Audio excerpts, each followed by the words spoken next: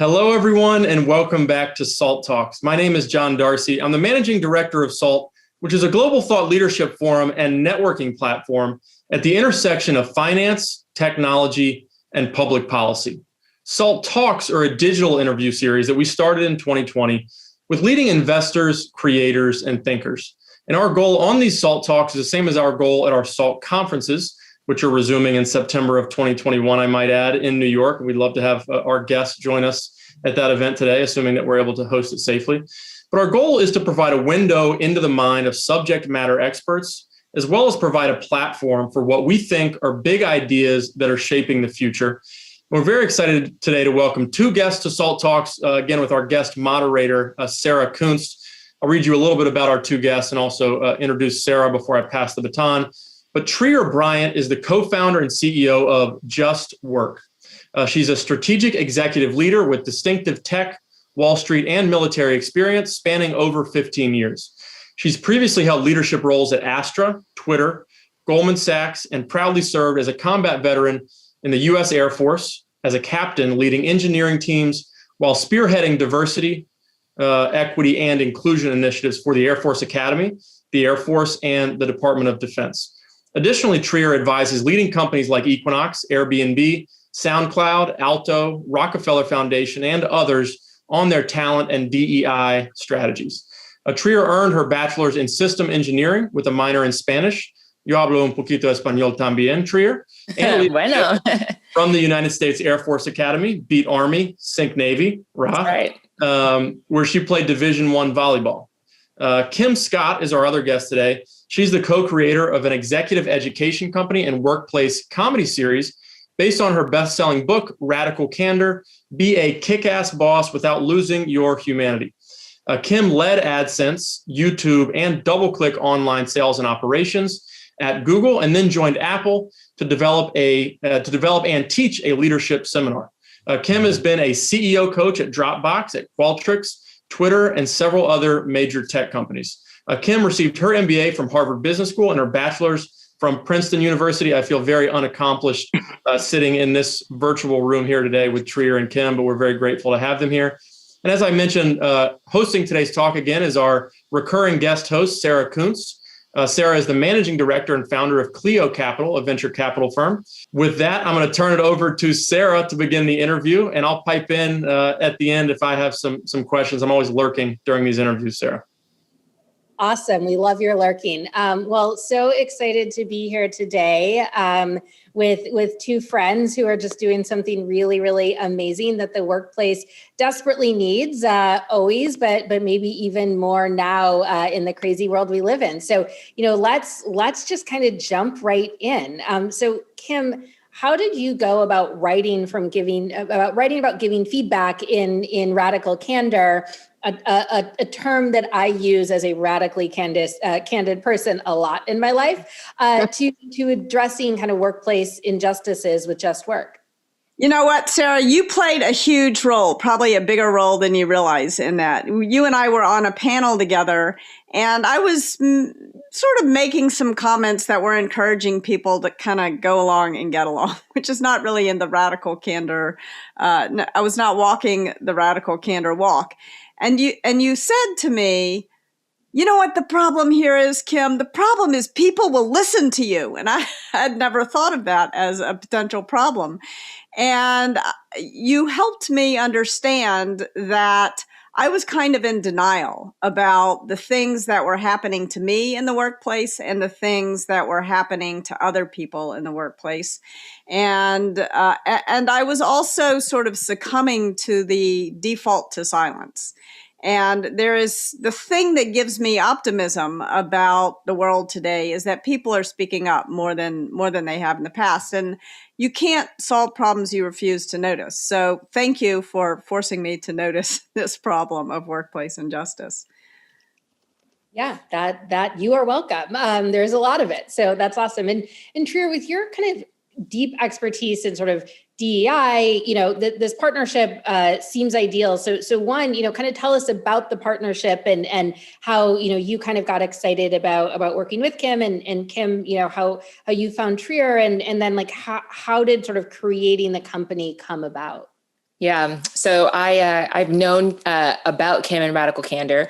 When I first read the book, coming from the military, I was like, yes, civilians, this is how we do feedback in the military. Do this, read this book, care, and just give direct feedback. And so I feel like, if you don't have Radical Candor in your leadership toolkit, you're kind of missing out. So I was already a huge fan. Then Kim passed on, an early edition of Just Work, her new book. And I really just had several aha moments.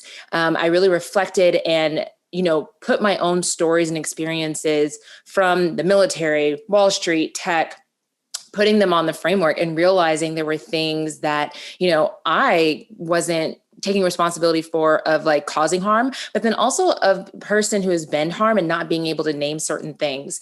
And so I thought it was incredibly powerful because in the DE&I space, we don't have a lot of frameworks, right? We don't have a lot of frameworks that people can add to their toolkits that organizations can use to say, hey, this is a methodology.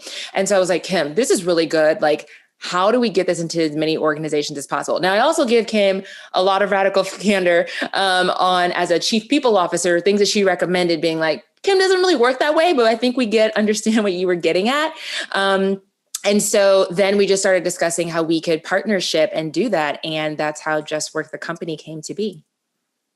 I love it. And then Kim, tell us a little bit about kind of how you, as you were thinking through the process of bringing on a CEO for this effort, how did you realize like Trier is the one, I need this person? So several things. First of all, it's hard for an author to admit this, but people rarely change their behavior because they read a book. It usually takes a few other interventions.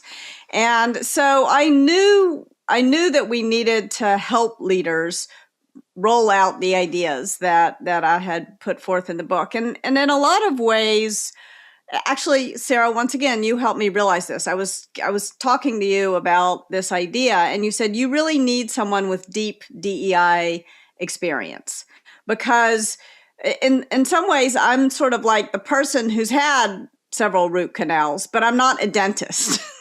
And so I needed to go find someone who had real deep DEI experience, but I also needed someone who had been an operating leader in great companies, who knew what greatness looks like. And I also really love working with people from the military, because I find that people who are in the military have two things going for them in terms of their leadership skills. One is that they got leadership experience, hands-on leadership experience, management experience, usually very young, very early. And two, they got exceptional training, much better training in the military than we have in the private sector. And so when I saw Trier's resume, I was already sold. And then when I met Trier, I loved her even more. And then when I started working with Trier, I really got a sense of what it's like to work with a leader who knows what it means to walk the walk. Yeah. That authenticity is so great. And I agree. I love working with people, military or anywhere, where being very direct is just good. And versus, I'll never forget, my dad was in, Vietnam, and was talking to him once about basic training. And he was like, oh, like when you're crawling through on your stomach and they shoot real bullets. I'm like, well, what happens if you stand up? He's like, Sarah, you don't stand up. Right. And so like oh, okay, people learn how to do things because there are real things at stake, versus often in workplaces, particularly in technology, it's people I'll never forget, a friend of mine talked about how there was a huge mutiny at a huge tech company once because the quality of their lunch had gone down a little bit, and the engineers were threatening to leave. Right. So there's a slight difference. In intensity of different places that we work in. So that's awesome. So give us a breakdown of kind of the Just Work framework, right? And the title says a lot, but really walk us through, be our IRL cliff notes of kind of, what's the book about, and who should read it, and what do you come out the other end knowing, and then what's the kind of framework in it, and then to really turn it into like a quadruple question, what are the various roles that people can play, inside of these frameworks, inside of these situations, and candidly inside of these injustices, in the workplace. Yeah. So one thing to think about is that we all want the same thing that organizations that we work at, right? We want to do our best work, and that's what companies want from us. But yet something gets in the way. And oftentimes what gets in the way are these workplace injustices that it's noise. It detracts from getting the work done efficiently and equitably. And so this framework, gives people, something to put to have and to leverage of thinking about how it shows up, but then not only just how to name it so you can solve for it, but what are actual tactical, practical solutions. We know that is Kim's superpower, is taking nuanced things that we have in our life experiences and really being able to organize it in a way so that we can actually do something about it. So the root causes, the basics of the framework, the root causes of workplace injustice, we define as, bias, prejudice, and bullying. And simple definitions are: bias is not meaning it, prejudice is meaning it, and then bullying is just being mean, right? But to kind of like bring that to life, there's all these things that you can think about in your own professional experiences that really contextualize, like, okay, what does bias really mean? So it is so common. Bias happens pretty much in every meeting and every day in every company. So and very often we respond with silence. But here's a situation where somebody didn't respond with silence. So a friend of mine, Aileen Lee, walked into a meeting with two colleagues, both of whom were men. They sit down at the table and they're waiting for the people to come in from the other company who they were hoping to do a partnership with. And the first guy comes in and he sits across from the guy to Aileen's left. And then the next guy comes in and sits across from the other guy. And then the others filter down, leaving Aileen sort of dangling off by herself. So kind of unconscious bias in the seating and unconscious exclusion in just in the way that people sat down. And then Aileen starts talking, and she has the expertise that's going to win her company the deal. But as soon as she opens her mouth, they were all men. The men from the other company just ignored her as though she hadn't spoken and started talking to her colleague.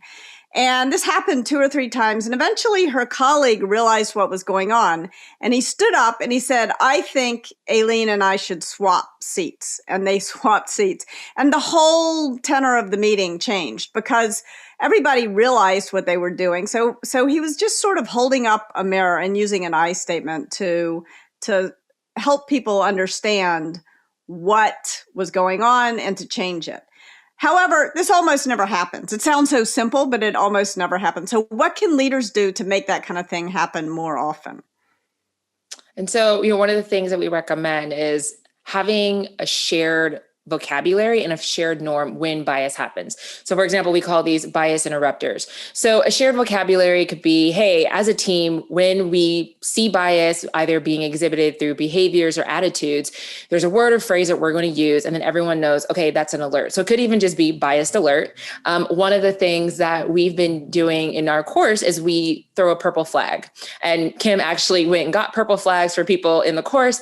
And you say like purple flag, or we drop it in chat. And then because it's Zoom, which is really great, someone says what the bias is in Zoom or drops a link to educate so that it's a learning moment for everyone, but we can continue to do the work. So that's the norm for us, but also understanding what is the norm if someone doesn't understand. So what happens if someone throws a purple flag and they're like, I really don't understand what you just said, but let's connect after the meeting, and then a conversation can be had. But then again, really following up to make sure that that can be a learning experience for everyone. So that's bias. But what's harder is prejudice, right? And so the next workplace injustice that we call is prejudice, which is not meaning it. And that's harder. Meaning it. And that's harder because people do mean it, and it's not unconscious bias, and people can believe whatever they want, but you can't bring those thoughts and attitudes into the workplace and force others to believe what you believe. So I recall a time I was working at a company that is very much known for hiring the best and brightest talent. And at the end of the day, when we were debriefing on the candidates, the strongest candidate that, we had interviewed was actually a Black woman who wore her natural hair out to the interview, the way that I'm wearing mine. I was not wearing my hair like this at the time.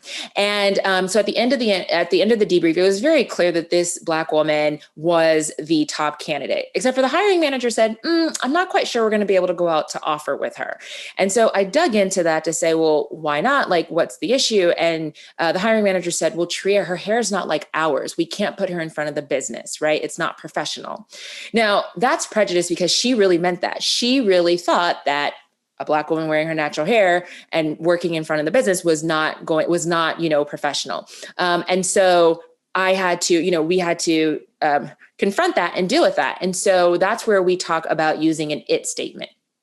So I would love to think that if I had been on Trier's team at the time, I would have used an it statement. And an it statement as an upstander, and an it statement can either appeal to the law. It is illegal not to hire someone because of their hair. It can appeal to company policy. It is an HR violation not to hire someone because of their hair. Or it can appeal to common sense. It is ridiculous not to hire the most qualified candidate because of her hair. And so there are things that leaders can do to combat bias and prejudice, but there are also things that we as upstanders can do, or even we as the people who are harmed can do, using this I statement or the it statement. But sometimes it's bullying. So what do you do if it's bullying? So with bullying, just being mean. And this was really, Sarah, my aha moment with the strongest aha moment is because if you would have asked me, Trier, have you ever been bullied in your career? I'd have been like, have you met me? Have you worked with me? No, you come for me, I'm going to come for you. Right. And then you're reading this chapter on bullying and being mean, and Kim again brings it to life with her own personal stories. And then I was like, oh my gosh, I've actually been bullied a lot in my career. And I couldn't name it in that way. So I didn't stand up for myself and I couldn't address it. And it could even be something as simple. We've probably all been in this situation. I was at a company, you're hired to build out a new team. And when you build out a new team and, they may take budget and headcount from other teams, and that's not going to make other leaders happy. And so this happened at that company. And so this leader who was more senior than me ended up just being really mean and bullying, and making comments like, we also part of their strategy got shifted to our team, and they didn't like the way that we were executing it. And at one point made a comment, well, Trier, weren't you in the military? Don't you just know how to do what you're told and take orders, right? That is just mean. And so, what do we do in those instances? And so in those instances, we encourage folks, if you're the person being harmed or an upstander, where you can use a you statement. And it was my daughter who actually explained this to me with a you statement. She was getting bullied. She was in 3rd grade. She was getting bullied on the playground. And I was sort of encouraging her to use an I statement. I feel sad when you do this. And she kind of banged her fist on the table and she said, Mom, he is trying to make me sad. Why would I tell him that he succeeded? And I realized, gosh, you're exactly right. So we talked about it. We realized a you statement was going to work much better than an I statement. So if an I statement invites the other person in to understand things from your perspective, a you statement kind of pushes them away. So you can't talk to me like that. Or if it feels like that's going to escalate in a way that's not productive, you can say, what's going on for you here? Actually, Trier explained to me, this was part of her training in the military, that very often you're dealing with people who are hostile. And so sort of to calm them down, you put the spotlight back on them, but you're making them answer the questions. You are not in the sort of submissive position of responding to how they behaved. You're asking the questions now. So that's a you statement for bullying. And then for organizations, when you're dealing with bullying, and this, look, when I think back into my roles as a chief people officer, leading people organizations, this is really hard to do. We want to acknowledge that, dealing with bullies, but the way that we deal with bullies are consequences, right? And so we have to have consequences. We have to, and there's 3 types of consequences that we talk about: conversational consequences, compensation consequences, and then career consequences. So conversational consequences, get rid of the platform, remove the platform from that bully to keep bullying, right? Maybe it's someone in a meeting where it's like, okay, Trier, we've heard from you enough. Why don't we hear from Kim, right? Removing that platform. And compensation consequences are, why do we keep, giving bonuses to the brilliant jerk, right? Who's causing so much harm in the organization, but giving them more money, base compensation, equity. And then career consequences are promoting them, right? Are we looking at, we definitely don't want to make them people leaders and managers and give them more responsibility and more opportunity to engage more people. But ultimately, if we can't change those behaviors and attitudes, then the career consequence is getting rid of them, right? Removing them from the organization, which we acknowledge. I've been in organizations where, the biggest bully that was causing the biggest harm was also like our critical point of failure of what we needed to get done. So it's like, how do you do that, right?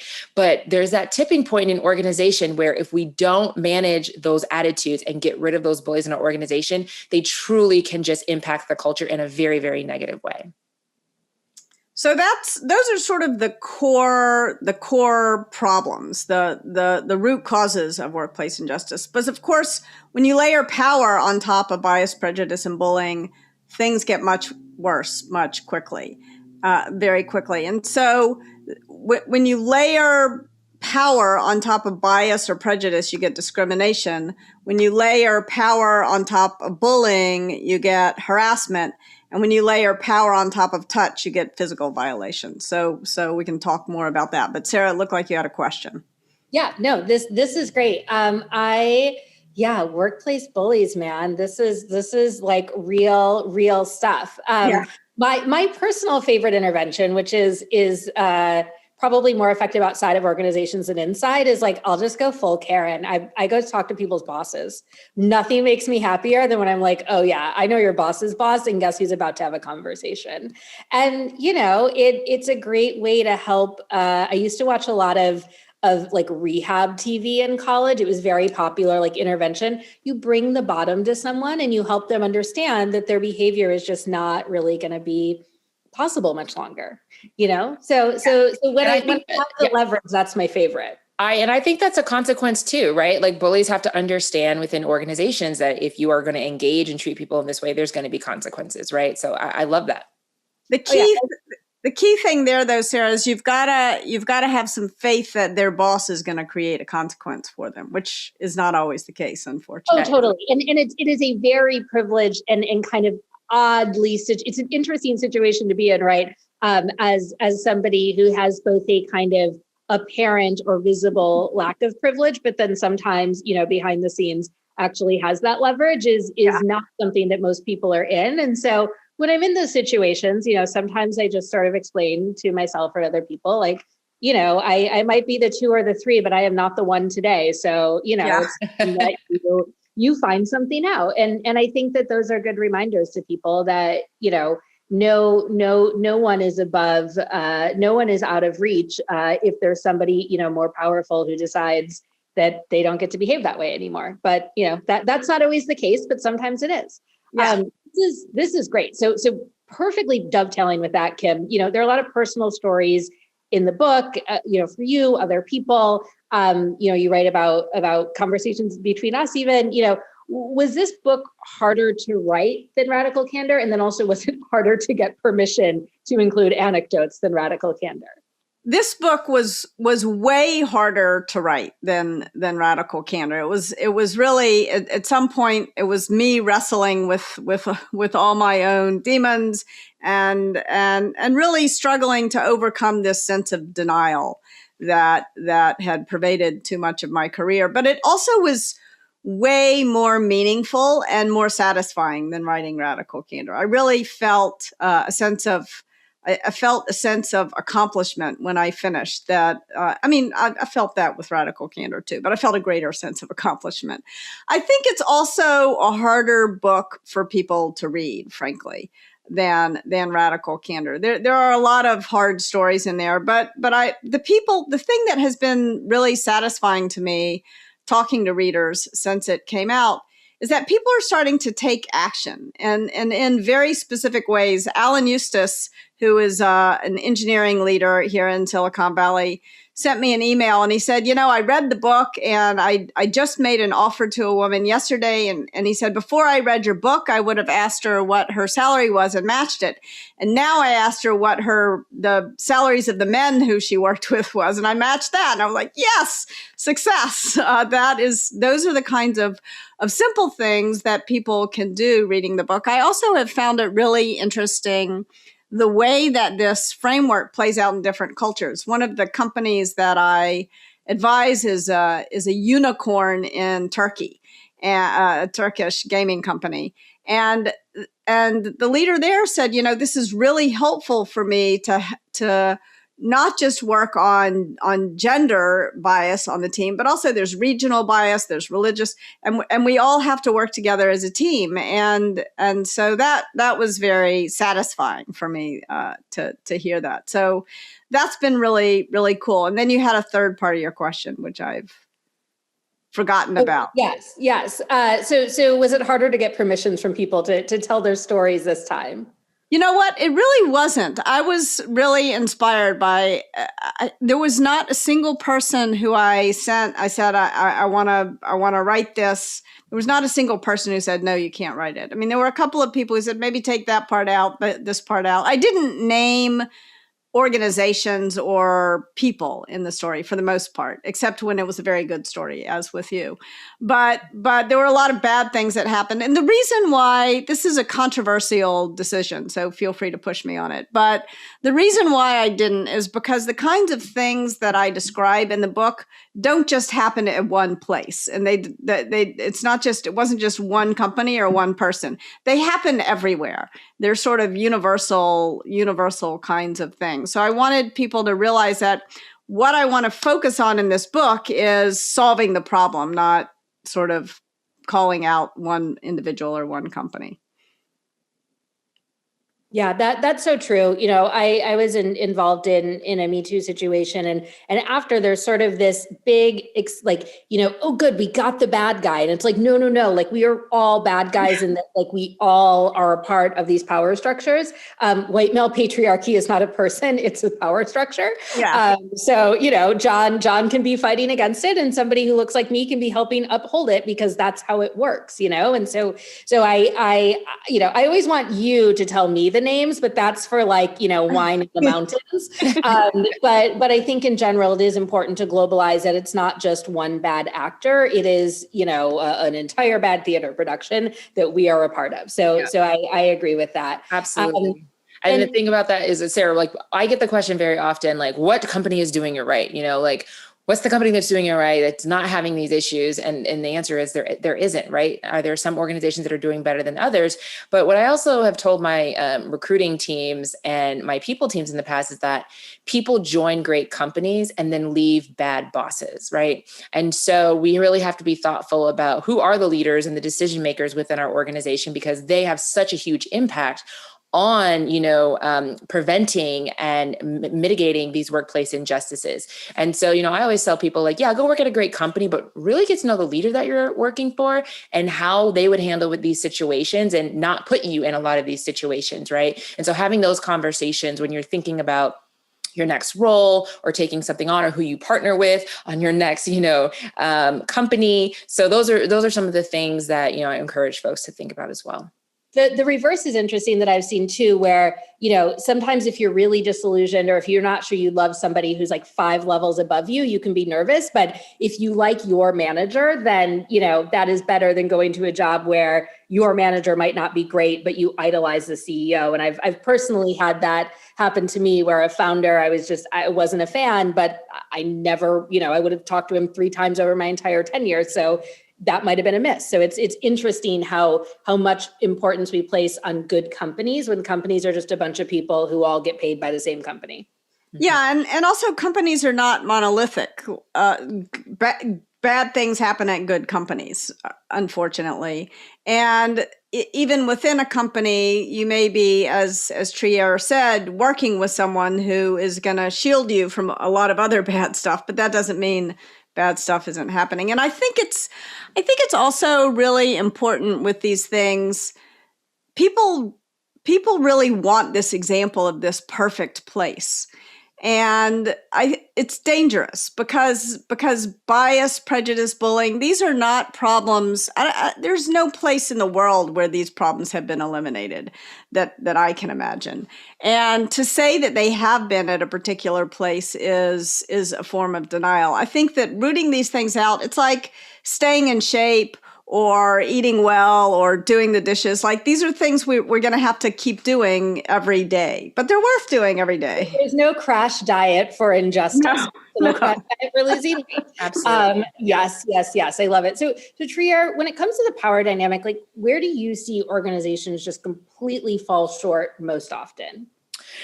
Yeah. So when you introduce power and then you get discrimination, harassment, and physical violations, and then even with, the root causes of workplace injustice, I think where we fall short, where a lot of organizations fall short, is actually thinking about what do you do when these things happen at the very top.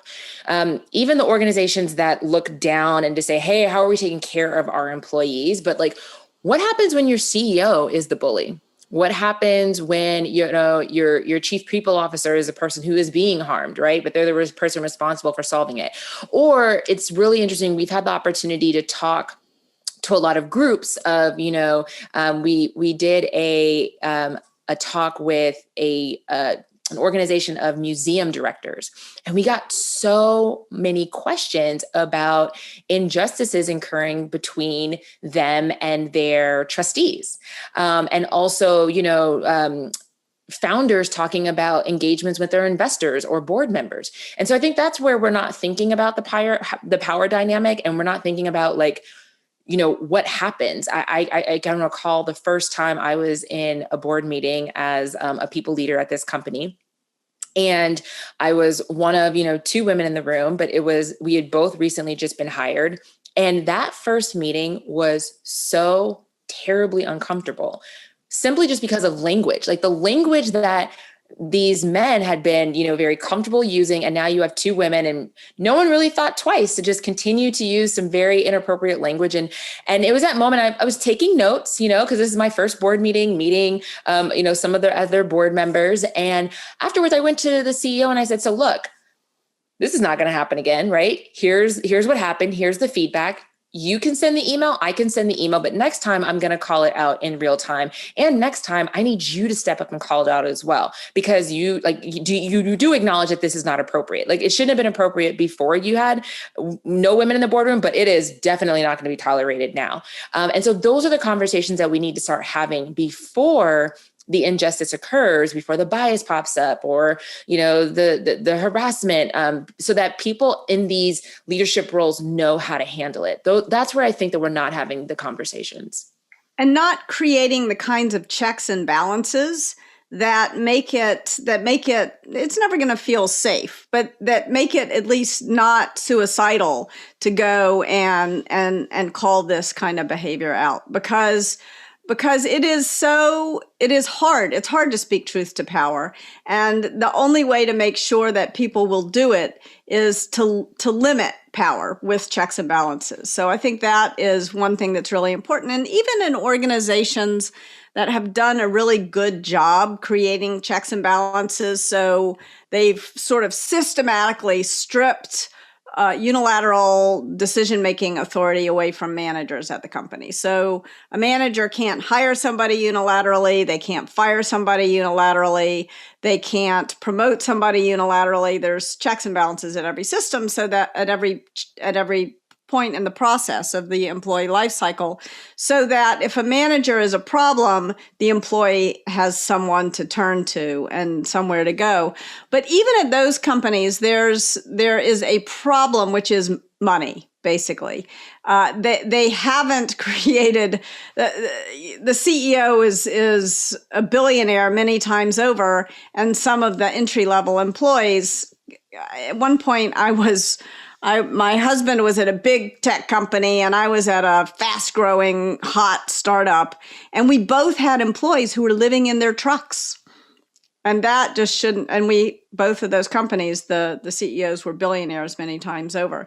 And so even when there were good checks and balances in terms of power, when there's that level of inequality, it's a real problem.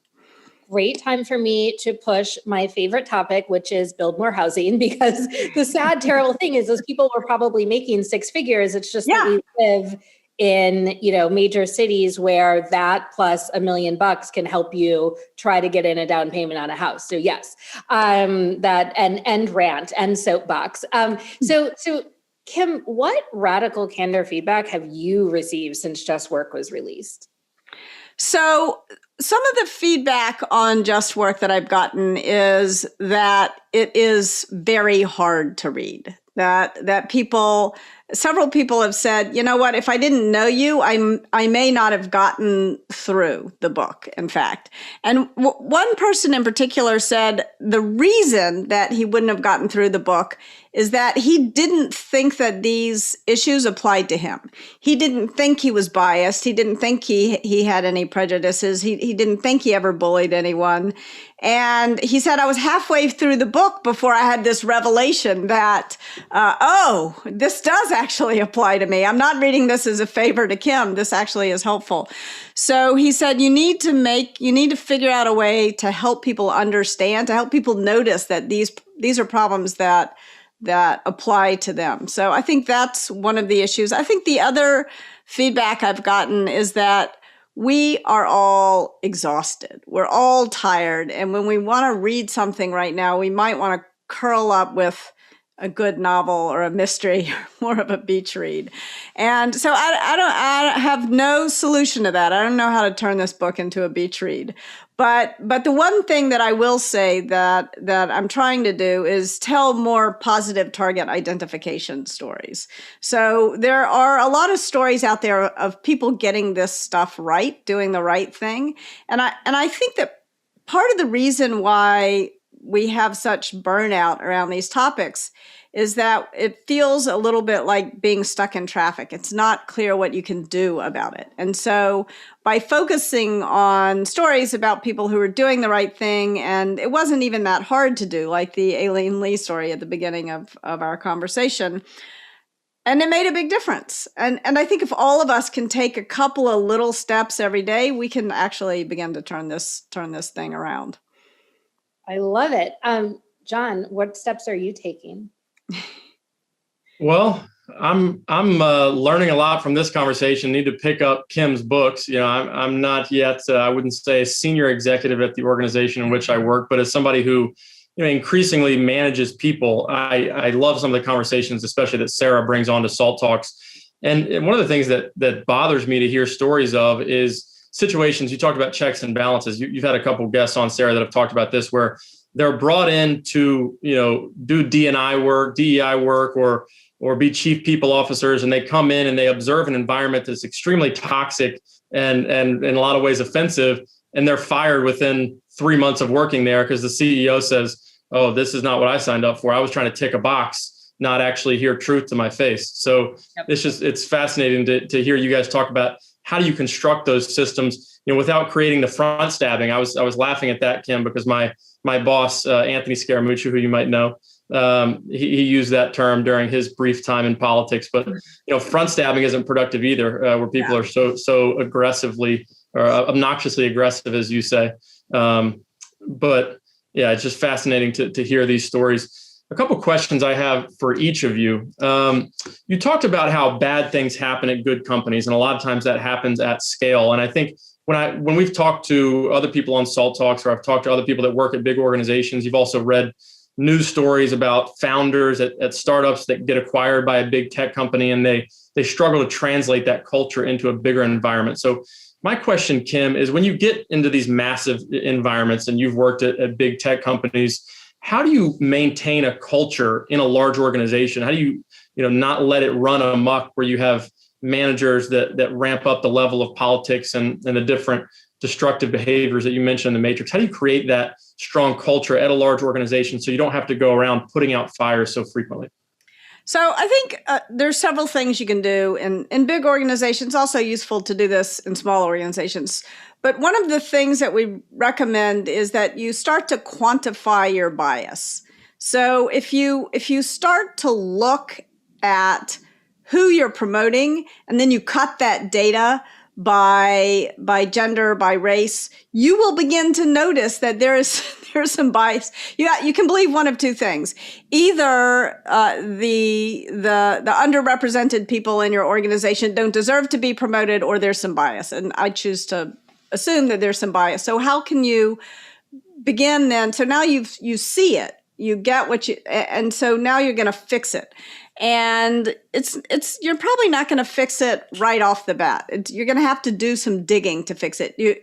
You for example, in orchestras, they realized that it couldn't be right that they only had 6% women. They didn't believe that women were worse musicians. And so they really worked on solving the problem, and they kept digging. First, they put a sheet up when somebody was auditioning so that they couldn't see the person, and it didn't have an impact. And so but they didn't say, oh, well, it couldn't be biased then. They kept digging, and they made people take their shoes off. It turned out that the high heels were giving away the gender of the person who was auditioning. And so I think if we're willing to really do the work, there's a great story about Salesforce. So a couple of leaders on Mark Benioff's team went to him and they said, we think that we're systematically underpaying women at Salesforce. And Mark just couldn't believe that this was happening. He was certain that it was a meritocracy and blah, blah, blah, blah, blah. And they said, well, okay, we'll do the analysis. We'll run the numbers. But you have to promise us that if we run the numbers, you'll fix the problem if we identify that. And to his credit, he did promise and he did fix it. But it's not, Trier has a lot more detail about how you fix it, because it's not enough to fix it once. Yeah. One thing, John, also that organizations, even large organizations that have been around for a few years, it's really odd and strange to me that they haven't done this. But one of the things we talk about is also you need to have a code of conduct, right? And it doesn't need to be called a code of conduct, but there needs to be something with some teeth in there that your people HR team can hold people accountable to, that peers, everyone, colleagues can hold each other accountable to say, this is how we expect, people to behave and act at work. And some people say, well, we have values. But the thing is that, yeah, values are great. You can put them on the wall, but you need to be a little bit more specific, right? So for example, at one of our companies, we had 6 values because they were important. They should be short and clear for everyone to understand. But under each value, there was a we statement.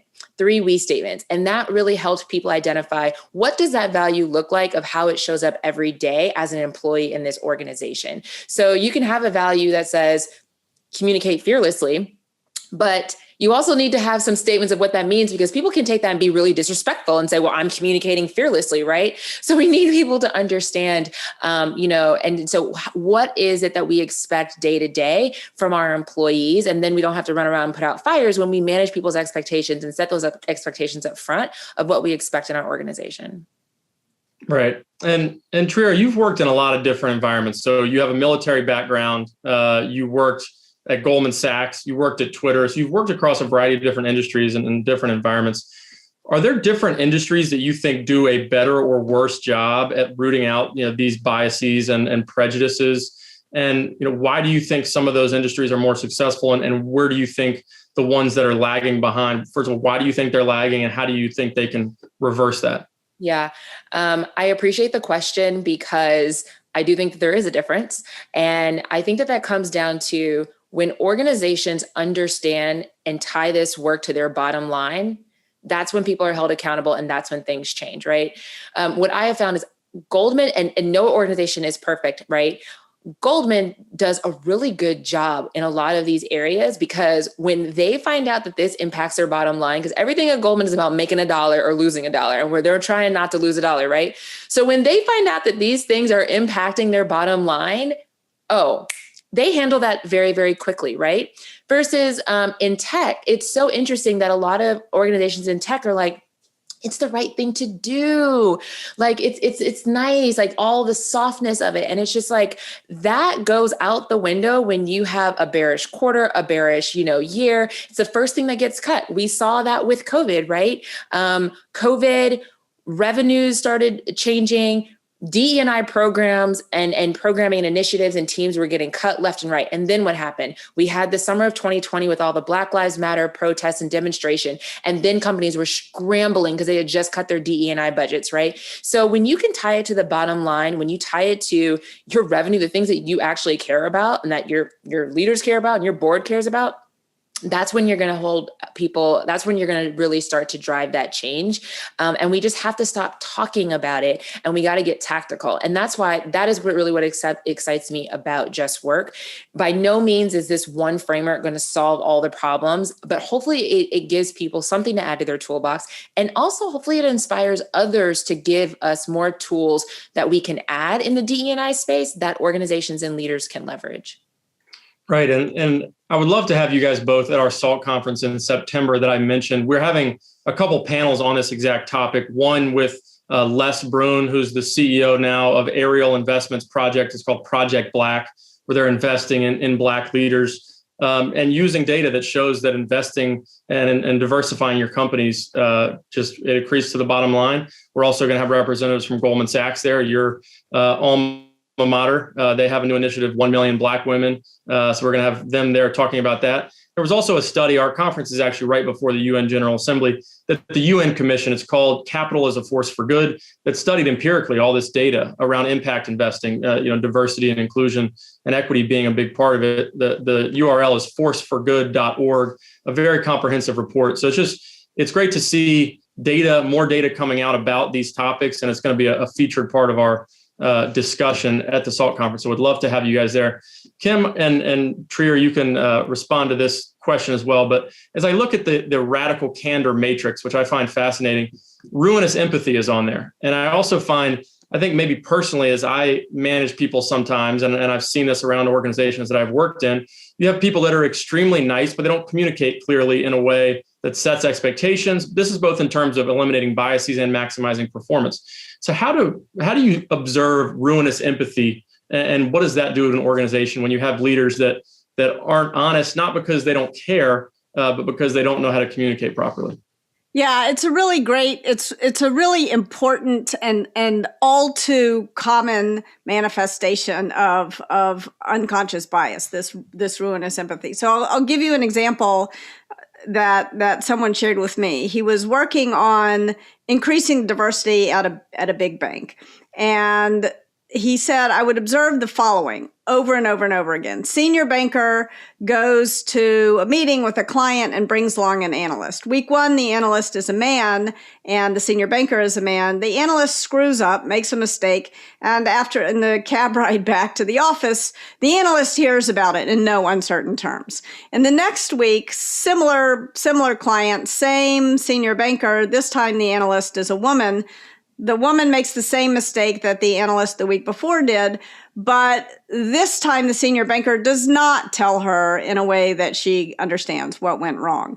And not because he's a misogynist jerk hell-bent on ruining her career, but because he's been taught since he was a child to be gentler with women. And maybe in this environment, he's concerned that he'll get in some kind of trouble if he offers feedback. And this is an irony that we have got to fix, because especially when you're underrepresented, you need that performance feedback. You need it even more. And it is the job of the leader to give that performance feedback and not to be ruinously empathetic. And yet all too often leaders fail to do that. They fail to do their job, and usually it's because they're afraid of being seen as sexist or racist. But then, ironically, they do the sexist or racist thing by not giving the feedback.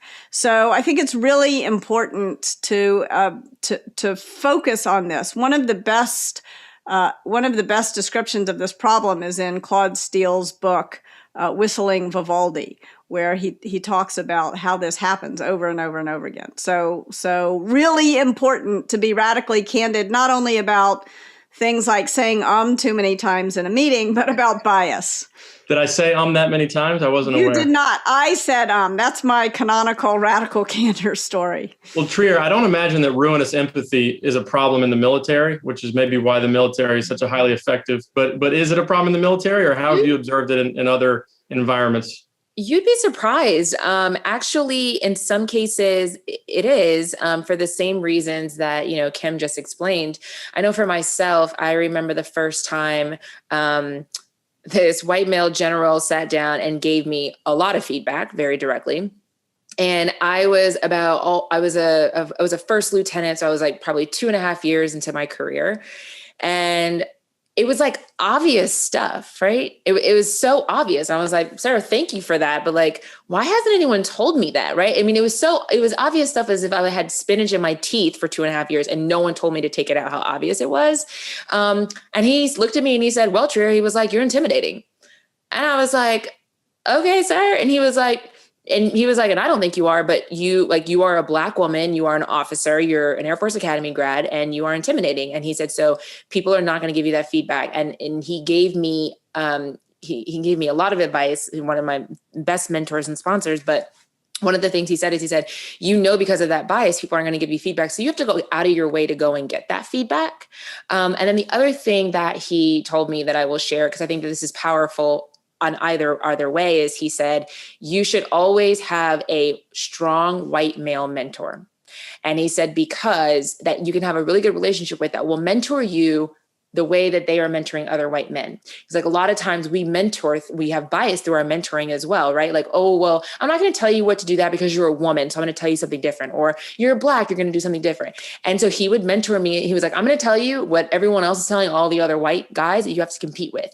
And I took that with me throughout my career. At Goldman, I found someone like that.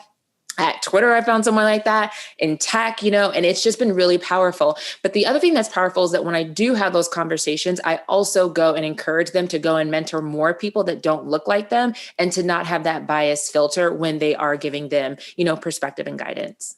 Can I throw a purple flag on the general? Like, I thought I was getting a purple flag for a second. I was nervous. The general's getting a purple. Do you think that him telling you that you were intimidating was bias, was a reflection of racial bias, or do you think? I think that he was just naming a stereotype and just an obvious stereotype. Radical candor, Kim. Yeah. I think he was just naming a stereotype that is true, right? I don't have to. Sarah and I don't have to open our mouths, right? Like it's just like the stereotype of the angry Black woman, Yeah. So, and that's my favorite is when like 1,000 years ago, I'd be like at a bar with friends for happy hour and guys would come up and they'd be like that one's pretty, but she looks scary. And they just say it. And, it's like, I don't want your, small man energy around me. So that's fine. But it is, if people don't name something, I always love the quote that are you intimidating or are they intimidated? But naming that is a lot more important than not, because you otherwise you're sort of shadow boxing. So it's great to hear somebody say it out loud. It like takes the gaslighting out of the moment. And I totally agree. I call it white dude energy, like having some white dude energy around you. You can do whatever you want with it, but understanding what the average white dude would do in this situation, in any situation. I get that when I get to hang with Anthony, there's so much white dude energy. And it's helpful. It's good. It's interesting. And, there is a place in the world for everyone, and even white dude energy. So, we're glad to have it. And I agree, it's important to seek it out. Well, I'm still glad there's room in the world for white dude energy. Sarah, you didn't call me out. I appreciate that. You called Anthony out. So, but thank you guys so much for joining us. I feel like I got a free coaching session here. I hope you don't send a bill after the session, but it was a pleasure having you guys on, and love Sarah bringing on, one of the pleasures of having Sarah as sort of a recurring guest moderator is meeting people like yourselves that I don't know that we would necessarily meet in any other setting, but we would love to have you guys again at our in-person conference, assuming it's healthy and safe and everything, to do so in September in New York. I think you'll meet a lot of people that probably need a lot of your advice. So, and we've struggled with that at our conferences over the years in an industry that's so white and so male dominated. you have to work extra hard to create an environment at those events that a woman and a person of color even feels comfortable coming into, or else you're gonna extinguish any ability you have to diversify your audience if you don't create that environment proactively. So thank you guys for doing this, and it's a pleasure to meet you, and hope to see you in person sometime soon. Thank you so much. Really enjoyed it. Thank you, Sarah. Thank you, John. Thank you, guys. And thank you, everybody, for tuning in to today's SALT Talk with Kim Scott and Trier Bryant of Just Work. And Kim also authored the book Radical Candor, both great books that I would highly recommend that you pick up. You can see them over Kim's shoulder if you weren't observing that during our talk. Just a reminder, if you missed any part of this talk or any of our previous talks, including all of our talks with Sarah, some of which have covered these topics around the workplace and diversity, inclusion, and equity. Just a reminder, you can access them all on our website at salt.org/talks, as well as on our YouTube channel, which is called SaltTube. And please spread the word about these talks. These talks in particular, we're covering subjects that people often don't like to talk about in the workplace. We think it's important that you share these with your friends, your coworkers, and your family. But just on behalf of the entire SALT team and for Sarah, this is John Darcy signing off from SALT Talks for today. We hope to see you back here soon.